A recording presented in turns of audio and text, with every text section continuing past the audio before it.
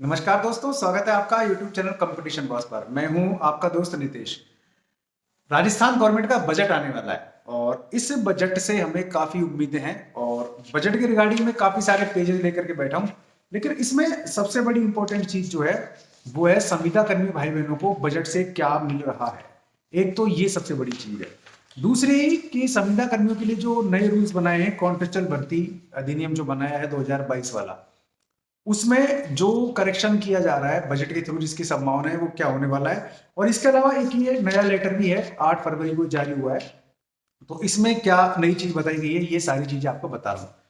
Channel को भी subscribe कर लो और वीडियो को लाइक कर लो। तो सबसे पहले संविदा कर्मियों की ही बात करेंगे मेरे भाई बहनों की। ये जो लेटर जारी हुआ था 8 फरवरी 2013 का है मेरे हाथ में। और इसमें आपको सबको मालूम है कि पहले काउंसलिंग की डेट जारी कर दी गई थी, मैंने इस पर वीडियो बनाया था और हर जिले की डेट कौन सी दी गई है वो मैंने बता दिया था। जो चार समिति बनी थी, एक नियुक्ति समिति बनी थी और इसके अलावा 3 काउंसलिंग समितियां बनी थी स्टेट में, उसके बारे में मैंने बता दिया था। तो ये लेटर उसके बाद जारी हुआ है, यानी कि जो प्रोग्राम था उसके हिसाब से जो आपने डॉक्यूमेंट तैयार की उसमें संशोधन हुआ है। पहला तो ये कि आप सभी को 3 फाइलें बनानी है, 3 की जगह आप 4 फाइलें बनाएं और उन फाइलों में जो भी आप कागज लगा रहे हैं उन पर सेल्फ अटेस्टेड आप करें और साथ साथ अपने जो भी आपका डिपार्टमेंट हेड है उससे भी आप उसको वेरीफाई जरूर करवा लें। ठीक है, ये चीज। तो ये निर्देश इसमें भी दिए गए, लेटर में पढ़ के बता देता हूं कि प्रत्येक कार्मिक की चेक लिस्ट के साथ संलग्न किए जाने वाले समस्त दस्तावेजों की छाया प्रतियों को संबंधित बीसीएमओ सीएमएचओ द्वारा ही प्रमाणित किया जाएगा। तो ये मेडिकल का है, एनएचएम का है, तो इसमें जो भी आपके दस्तावेज हैं उनको आपको सेल्फ अटेस्टेड करने हैं, लेकिन बीसीएमओ और सीएमएचओ भी इसको प्रमाणित करेंगे। तो आपके हर कागज पे उनके साइन होंगे। कार्मिक की स्वयं की प्रमाणित प्रतियां स्वीकार नहीं होगी, तो आपने जो उसको अटेस्ट किया है वो वैलिड नहीं है। क्लियर। चेकलिस्ट के प्रपत्र के सभी बिंदुओं की पूर्ति की जाए और जिला स्तरीय टिप्पणी वाले कॉलम में यह स्पष्ट टिप्पणी अंकित की जाए कि नवीन संविदा नियमों के संदर्भ में कार्मिकों के सभी दस्तावेजों की जांच की गई। तो जब वेरीफाई हो जाएगा इसका मतलब जांच हो गई और नवीन संविधान नियमों के नियुक्ति हेतु पात्र पाया गया है। तो ये स्पष्ट रूप से लिखना पड़ेगा आपके जो डिपार्टमेंट हेड है उनको। एवं नियुक्ति की अभिशंसा की जाती है तब जाकर के आपको नियुक्ति पत्र मिलेगा। तो 2 शर्तें हैं, एक तो वेरीफाई आपको कराना होगा अपने बीसीएमओ से, सीएमएचओ से अपने हर डॉक्यूमेंट को, और वो स्पष्ट टिप्पणी अंकित करेंगे कि आपके डॉक्यूमेंट एकदम सही हैं, चेक कर लिए गए हैं और आपकी नियुक्ति की अभिशंसा की जाती है।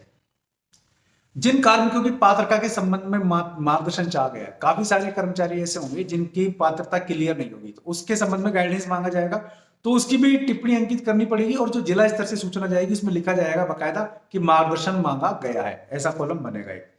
फिर सभी प्रपत्रों चेकलिस्ट में कार्मिकों को किस आईडी अंकित कर भिजवाया जाना सुनिश्चित करें। इनकी क्रिस जो आईडी है, एनएचएम की आईडी जो बनेगी, क्रिस आईडी है उसकी, वो भी आपको अंकित करना पड़ेगा कौन सी इसकी क्रिस आईडी है। और नियुक्ति प्रक्रिया के चरण के अनुसार कार्य ग्रहण के समय प्रथम अनुबंध की प्रति उपलब्ध नहीं होने की स्थिति में, काफी सारे ऐसे भाई बहन हैं जो उन्होंने ज्वाइन किया था 2011 में या उससे पहले जब भी ज्वाइन किया था, तो उन्होंने एक शपथ पत्र दिया था। अगर मान लीजिए आपके पास वो शपथ पत्र नहीं है, तो इसके बाद जब भी आपका एग्रीमेंट हुआ है, कभी भी आपने कराया हो, चाहे लेटेस्ट करा लीजिएगा, आप नहीं कराया तो ये आपको फायदा दे दिया, तो वो अनुबंध आपको भेजना पड़ेगा।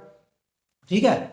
आगामी किसी भी अन्य वर्ष का अनुबंध पत्र, अगर फर्स्ट वाला नहीं मिला है तो अब जो भी आपके पास अनुबंध है वो आप भेज सकते हैं, अथवा मुख्य चिकित्सा स्वास्थ्य अधिकारी या सक्षम अधिकारी द्वारा उसके पूर्व में दिए गए मानदेय रिकॉर्ड्स की जांच के आधार पर तथ्यों के अनुसार प्रमाणित करना पड़ेगा।